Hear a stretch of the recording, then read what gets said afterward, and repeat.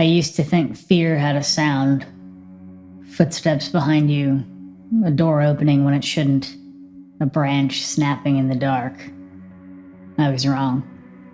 Real fear is silent. Real fear is someone watching you long enough to learn your routines, long enough to take pictures, long enough to decide you've broken a rule you didn't know existed. I never used to be afraid of the woods behind our neighborhood.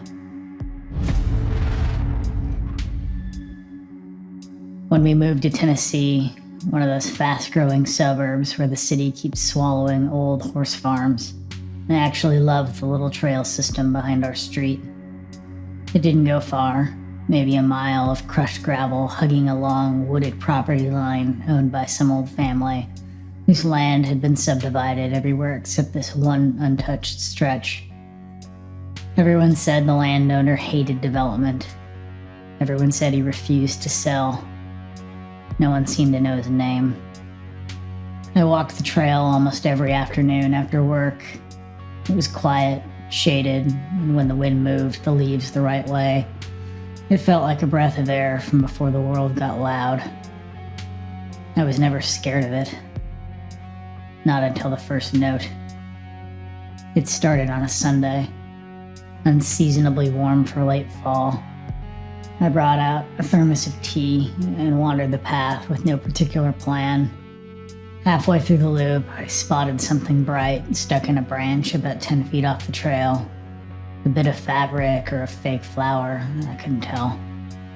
Curious, I stepped off the gravel, crunching into the leaves, only a few feet. The ground dipped gently, and the woods smelled like wet bark, cold earth. The flower turned out to be a plastic decoration tangled in a branch, probably blown from someone's porch. I pulled it down, tossed it aside, and laughed at myself for caring. I didn't even realize I'd crossed the property line. No fence, no sign, nothing to mark where public ended and private began.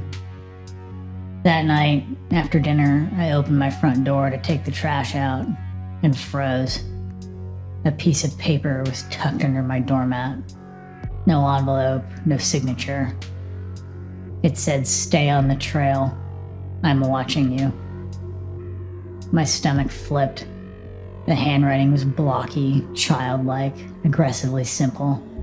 I scanned the street, nothing, only porch lights and the hum of distant traffic. My husband told me it was probably a prank from neighborhood kids. I tried to believe him. The next day, I didn't want to go alone, so I brought Jasper, my 70-pound golden retriever who loved everyone except the mailman. He bounded ahead, nose buried in every leaf pile, tail a frantic metronome of joy. The trail felt normal again. I started to relax, until Jasper froze. 1 second, he was trotting along. The next, he stood rigid, staring into the trees.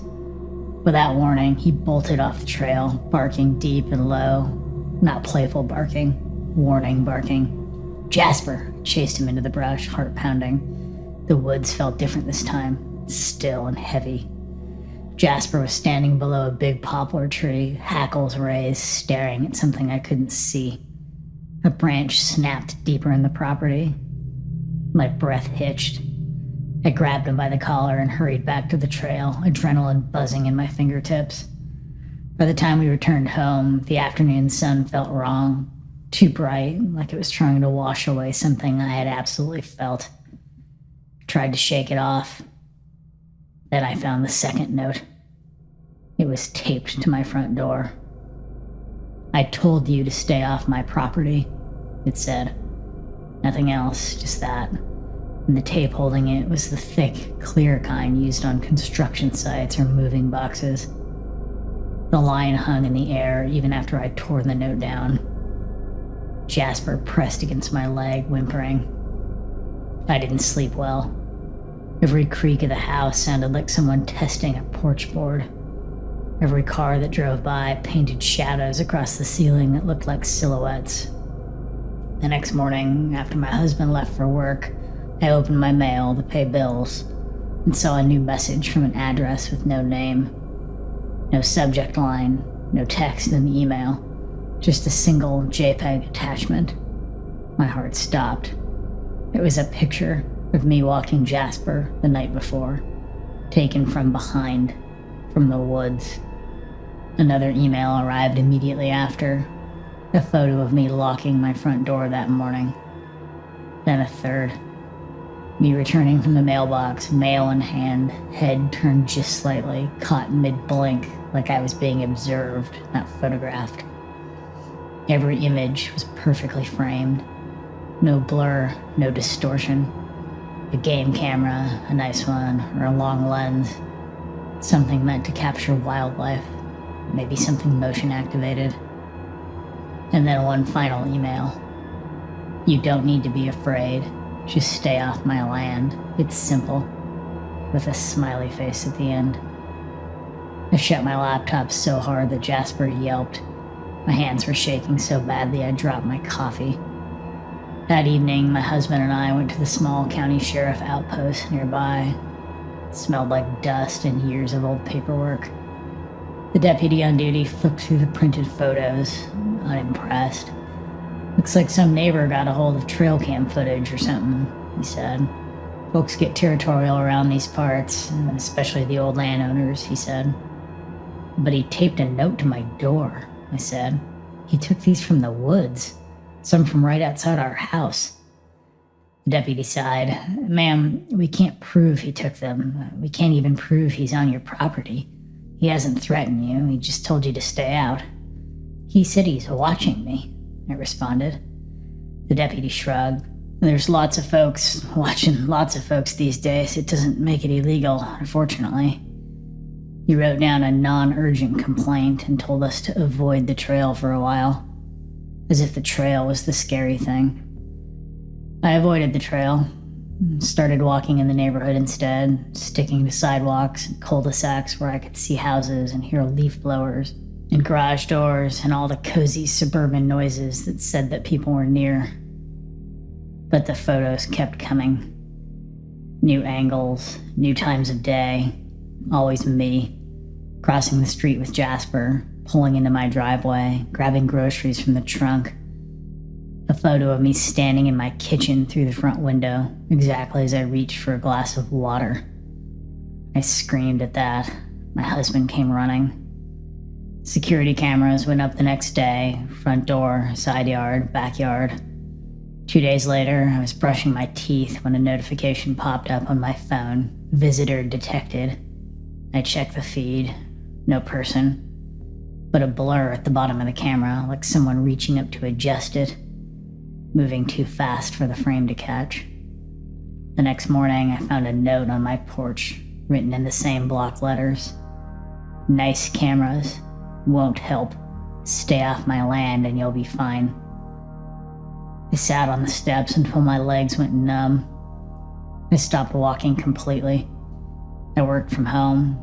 I kept the blinds closed, pretended sickness to avoid errands. If Jasper needed to go out, he went in the backyard. Even then, I went with him. The photos still came. Don't hide. Just follow the rules. You looked sad today. Go outside. It's safe if you stay away from the trees. My husband begged me to delete the emails, to call the police again, to stop feeding into it. But terror eats logic like fire consumes paper. I felt watched in my own home, in my own kitchen, in my own bedroom. Jasper barked at windows now, windows he never cared about before. I started sleeping with the hallway light on. The turning point came the night I found the envelope on my back deck. Inside, a printed photo of me standing at the sink earlier that day, washing a single mug. For the first time, I sobbed. Not because it was frightening, because it meant he was close enough to see me through the gap between the blinds. Something had to give. I printed every photo, every note, every creepy message. My husband helped me tape them onto a poster board like something out of a crime show. We marched back to the sheriff's office. This time, a different deputy was on shift, older, sharper, the type who'd seen some things. He stared at the photos for a long time before finally saying, "This isn't right." He called in a county investigator. They interviewed us for an hour, asked for access to our camera footage, our email, everything. When dusk hit, the investigator said, "You mind if I take a walk out on the trail with you?" We followed him home in the squad car, ours following his, our headlights bouncing across gravel. We headed to the trail. 3 minutes into the woods, he stopped, crouched, and pointed his flashlight at something metallic, half buried in leaves. A game camera. 40 feet farther, another, and another, and another. One pointed directly at our neighborhood, toward the backs of the houses. "This is a lot of eyes," the investigator murmured. "Way too many for one guy to reasonably monitor." I felt sick. "Is it the landowner?" my husband asked. The investigator shook his head slowly. "Nope, the owner died in 2019. Property's been in probate. No one legally allowed to build, hunt, or install anything back here." "So who put them up then?" I whispered. He didn't answer. He just pulled out his radio. It turns out it wasn't the landowner. It wasn't a hermit. It wasn't even an angry farmer. It was a guy from our own neighborhood. A quiet man 2 streets over whose house backed up to the trail. He'd been monitoring trespassers for years, obsessively, setting up illegal cameras, photographing every walker, runner, dog, child, even the mailman. He focused on me only because I was the first person to accidentally cross the property line twice. The emails came from his basement server, the notes from his own printer, the camera blur, him trying to adjust our security camera so he could aim one of his at our yard. He was arrested that week for harassment, invasion of privacy, and stalking. They seized hard drives loaded with thousands of neighborhood photos. Thousands. Most weren't threatening, some were banal, some were very personal. The investigator told us gently not to look at any of it. I still think about the way he said that. We moved 2 months later.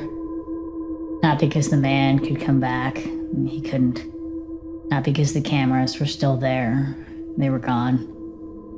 We moved because the woods never sounded the same again. The silence didn't sound peaceful anymore. It sounded like breathing. Some nights I dream of the trail, of retracing my steps, of reaching into the trees for that plastic flower and hearing the snap of a branch somewhere deeper inside. Sometimes, when I'm on my new front porch, I'll feel the hair on my arms lift like someone is watching. And I think about the last message he ever sent before the arrest, the one printed on the photo of me at my sink. "You don't need to be afraid.